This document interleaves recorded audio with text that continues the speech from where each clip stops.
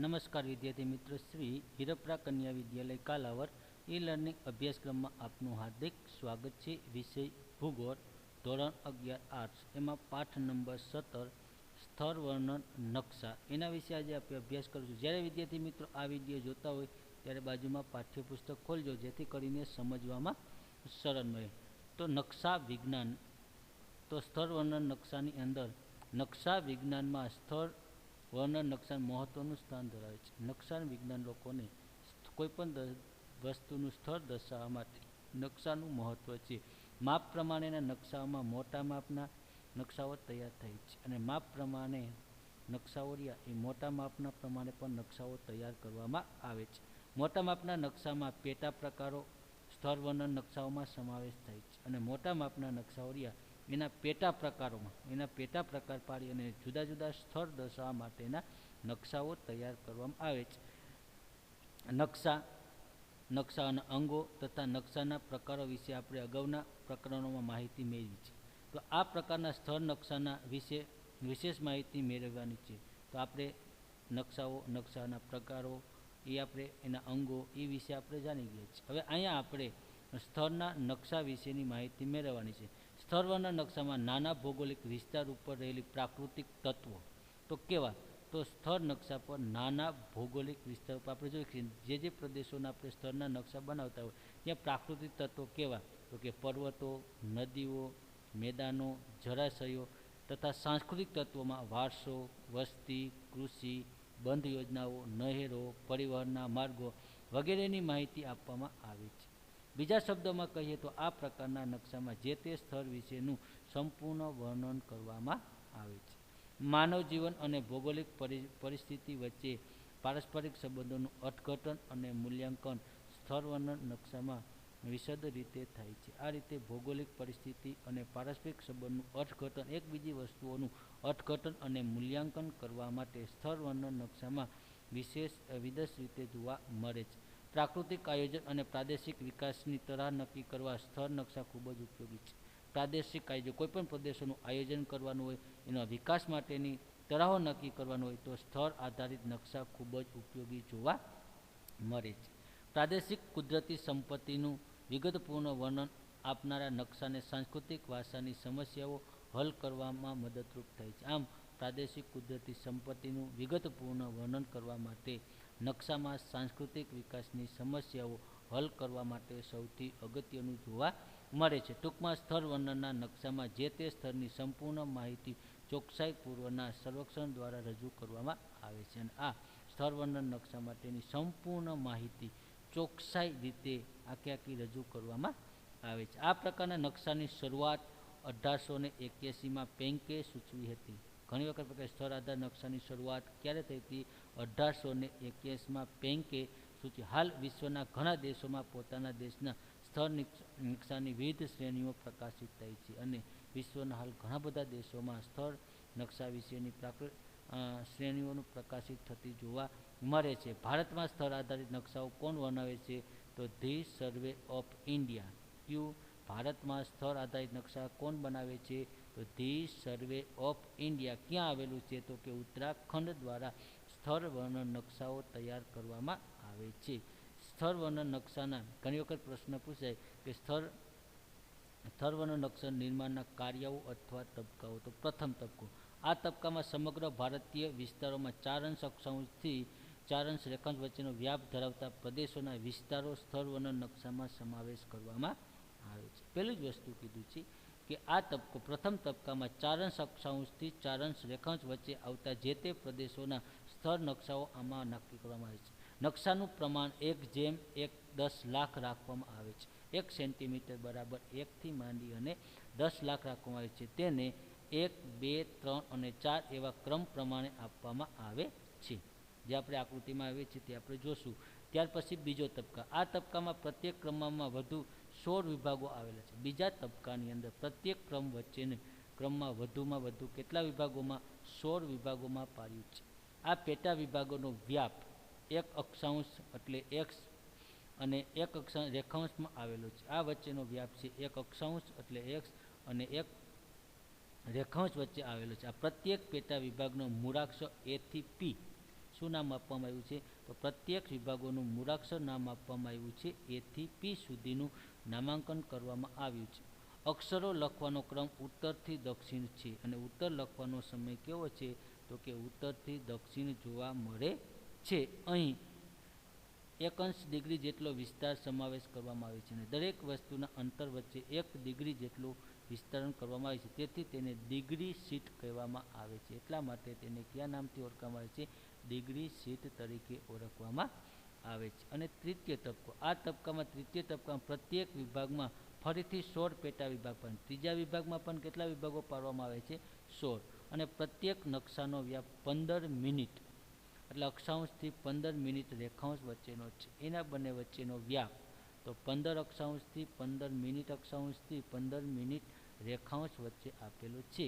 અને પ્રત્યેક વિભાગ 1 થી 16 અંક આપવામાં આવ્યા છે અને પ્રત્યેક વિભાગમાં શું આપ્યા છે? 16. 1 થી 16 એ થી પી આપ્યા હતા, આમાં 1 થી 16.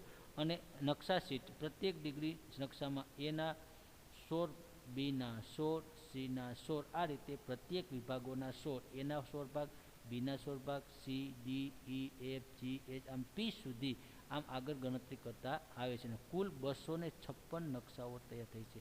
અને ત્રીજા તબક્કામાં કેટલા નકશાઓ તૈયાર કરવામાં આવે છે? 256 જેટલા નકશા તૈયાર થાય છે. અગાઉ આટલા વ્યાપના નકશાનું પ્રમાણ 1 ઇંચ બરાબર 1 માઇલ રાખવામાં આવ્યું છે. જેમ નાના અક્ષાંશ સાંભળજો, જેમ નાના નકશા બને છે તેનું માપ પણ કેવું લેવાય છે? નાનું.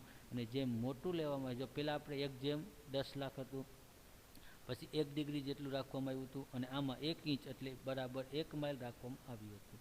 તેથી તેના વચ્ચે 1 ઇંચ નકશા તૈયાર કહેવાય છે. એટલા માટે ત્રીજા તબક્કાને બીજે ક્યાં કહેવાય છે? 1 ઇંચ નકશા કહેવામાં આવે છે. નકશાને આ પદ્ધતિ પ્રમાણે આપવામાં આવેલા નકશાનો સૂચક અંક કહે છે. એટલા માટે નકશાની આ પદ્ધતિને બીજા કયા નામથી ઓળખાય છે? તો સૂચક અંક તરીકે પણ ઓળખાય છે. આપણે આકૃતિમાં જોશું. હવે પ્રત્યેક સ્તરના નકશામાં ઘણી વિગતો માહિતી આપવામાં આવેલી છે. પ્રત્યેક સ્તર નકશામાં આપણે ઘણી બધી વિગતો અને માહિતી આપેલી હોય છે. તો આ વિગતો સમજવી ખૂબ જ છે. એટલે દરેકે દરેક વસ્તુને સમજવી પણ ખૂબ જ જરૂરી છે. કુદરત અને માનવ સર્જિત તત્વોને ઓળખવા માટે તેની સંજ્ઞાઓ, ચોક્કસ સંજ્ઞા નક્કી કરવા. એટલા માટે કુદરતી અને માનવ દ્વારા સર્જિત જે તત્વો આવેલા છે, તત્વોને સમજવા માટે ઘણી સંજ્ઞાઓ આપવામાં આવી છે. આ સંજ્ઞાની મદદથી સ્તર વર્ણન નકશાનું વાંચન કરી શકાય. આના આધારે તમારે કોઈ પણ સ્તરનું વાંચન કરવું હોય તો વાંચન કરવામાં પણ સરળતા રહે છે. સંજ્ઞાને આધારે કોઈ પણ સ્તરનું વાંચન કરવા માટે ઉપયોગી થાય છે. પછી તેનું અર્થઘટન થઈ શકે. અર્થઘટન કરવા માટે કેટલાક મુદ્દાઓ ધ્યાનમાં જોવાનું. પહેલો, પ્રારંભિક માહિતી. કોઈ પણ નકશાની તમને પ્રારંભિક શું હોવી જોઈએ? માહિતી હોવી જોઈએ. પછી પ્રાકૃતિક તત્વો, એની અંદર કયા કયા પ્રાકૃતિક પ્રદેશોની અંદર આવેલા છે. પછી સાંસ્કૃતિક તત્વો અને ઉપસાહર, આટલી વસ્તુની તમને સમજણ હોવી જોઈએ.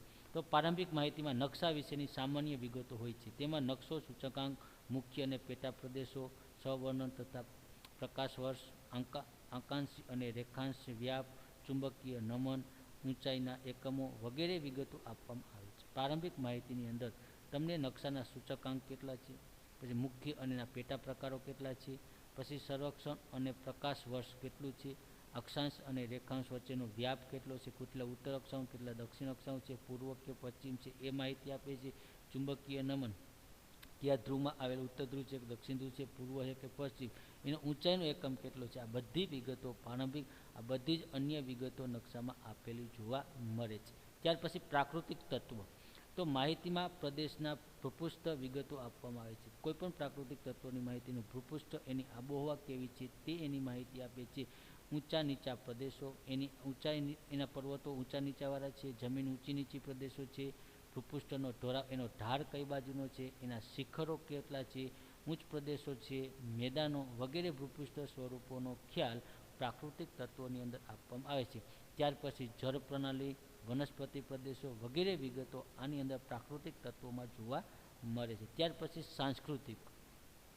તો સાંસ્કૃતિક તત્વોમાં શહેરી અને ગ્રામ્ય વસાહતો. સાંસ્કૃતિક તત્વોની અંદર તમારે શહેરી વિસ્તારોમાં કેટલા લોકો વસે છે, ગ્રામ્ય વિસ્તારોમાં વસવાટ, પરિવહનની સાધનો, દૂરસંચારના વ્યવસ્થાઓ, ખેત પેદાશો કેટલી છે, સિંચાઈની વિગતો વગેરે વિગતોનો ખ્યાલ સાંસ્કૃતિક તત્વોની અંદર જોવા મળે છે. એની રૂઢિ સંજ્ઞાઓ અને સાંકેતિક ચિત્રો દ્વારા ભૂસપાટી પર રહેલી વિગતો નકશામાં દર્શાવવામાં, અને આ સાંસ્કૃતિક વારસામાં એની સંજ્ઞાઓ, એની રૂઢિ સંજ્ઞાઓ, ચિત્રો દોરવામાં આવે છે અથવા ભૂસપાટી પર નકશાની અંદર દર્શાવવામાં આવે છે. તેમાં રંગ અને ભૌગોલિક આકૃતિનો પણ ઘણી જગ્યાએ ઉચ્ચ પ્રદેશો, સપાટ મેદાનો, ઘાસ પ્રદેશો તેમાં રંગ વડે પણ માહિતી દર્શાવવામાં આવે છે. બાજુમાં આપણે નકશો આપ્યો છે, એ નકશો આપણે જોઈએ કે અહીંયા તમને માહિતી આપી છે A, B, C, D, એથી માંડીને P. પછી તમને દરેકે દરેકના ક્રમ આપેલા છે, તો એ પણ તમને અહીંયા દર્શાવે 1 થી 16 કેટલા વિભાગો પડ્યા છે, તો કે 1 થી 16. પછી બીજામાં આપ્યા હતા આ, તો આ વચ્ચેનો આખો નકશો તમને સ્થળ દર્શાવતા માટે જોવા મળે છે. 1 ઇંચ નકશા, પછી ઇક્વાટ ઇંચ નકશા. આ જે તમને આપ્યો છે 1 થી 16, એ તમને કેવો બતાવે છે 1 ઇંચ નકશા. પછી તમને A થી P, એ તમને જે આપ્યો છે A થી P માહિતી આપેલી છે, એ કવાટ નકશા તરીકે સૂચવે છે.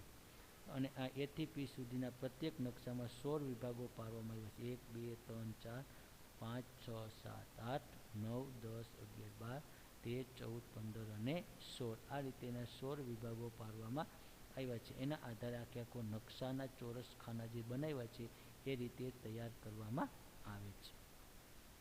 પછી જોઈએ, પછી સ્થળ વર્ણન નકશામાં ભૂપૃષ્ઠની ઊંચાઈ દર્શાવવામાં આવે છે. ત્યાર પછી સ્થળ વર્ણનના એની ઊંચાઈ, ભૂપૃષ્ઠની ઊંચાઈ કેટલી છે એ દર્શાવવામાં આવે છે.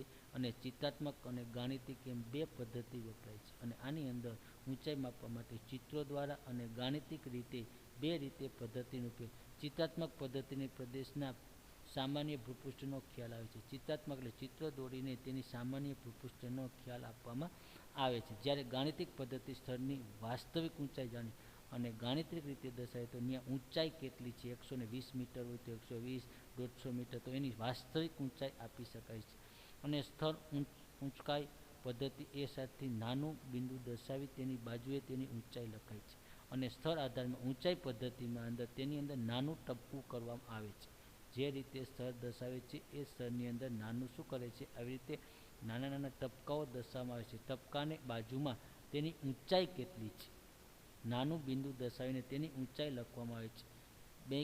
બેંક માર્ક અને ત્રિકોણમિતિ સ્થાન દ્વારા કોઈ ચોક્કસ સ્થાનની ઊંચાઈ દર્શાવવામાં આવે છે. ત્યાર પછી બેંક માર્કની નિશાની હોય અથવા ત્રિકોણમિતિનું સ્થાન દર્શાવેલું હોય તો ત્યાં સમજવાનું કોઈ ચોક્કસ સ્થાનની શું બતાવે છે, ઊંચાઈ દર્શાવી શકાય છે. અને સપાટી પર ઊંચા નીચા સપોર્ટ ખ્યાલને સમતોલ રેખાઓ પદ્ધતિથી તૈયાર કરવામાં. જ્યારે ઊંચા નીચાવાળો પ્રદેશ હોય તેની સમોચ્ચતા રેખાઓ, જે આપણે તરંગ લંબાઈ જેવી છે એવી રેખાઓ તૈયાર કરવામાં આવે છે. માન્ય રાખેલી સમુદ્ર સપાટી એકસરખી ઊંચાઈ ધરાવતા સ્થળને જોડતી નકશા પરથી કાલ્પનિક રેખાને સમોચ્ચતા રેખા કહે છે. ખાસ વિદ્યાર્થી મિત્રો યાદ રાખજો, પરીક્ષામાં પ્રશ્ન પૂછાય કે સમોચ્ચતા રેખા એટલે શું, તો કે માન્ય રાખેલા સમુદ્ર સપાટીથી એક સરખી ઊંચાઈ ધરાવતા સ્થળોને જોડતી નકશા પરની કાલ્પનિક રેખાને સમોચ્ચતા રેખા કહેવામાં આવે છે. નકશામાં સમોચ્ચતા રેખાનો નિશ્ચિત તફાવતે જ દોરવામાં આવે છે. અને નકશા નિર્માણ માટે સમોચ્ચતા રેખાને નિશ્ચિત તફાવતને ધ્યાનમાં રાખી અને દોરવા મોટા ભાગે 20 કે 50 મીટરના તફાવતે આ રેખા દોરવામાં આવે છે. અને મોટા ભાગે આ રેખા 20 થી 50 મીટર વચ્ચેના તફાવતની વચ્ચે દોરવામાં આવે છે, જે રૂઢિ સંજ્ઞાઓ કહેવામાં આવે છે. તો નકશામાં રૂઢિ સંજ્ઞા, હવે ત્યાર પછી આપણે જોવાની છે રૂઢિ સંજ્ઞાઓ કઈ કઈ છે, એના આધારે અભ્યાસ કરશું. તો વિદ્યાર્થી મિત્રો, આવતા લેક્ચરની અંદર આપણે રૂઢિ સંજ્ઞાઓ વિશે, કારણ કે પરીક્ષાની અંદર તમને એક રૂઢિ સંજ્ઞાઓ પૂછાય જ છે, એટલે તમારે ખાસ એક એક સંજ્ઞાઓ યાદ રાખવાની છે. તો ત્યાં સુધી આપણે રાખીએ છીએ. ઘરમાં રહો, સુરક્ષિત રહો. અસ્તુ.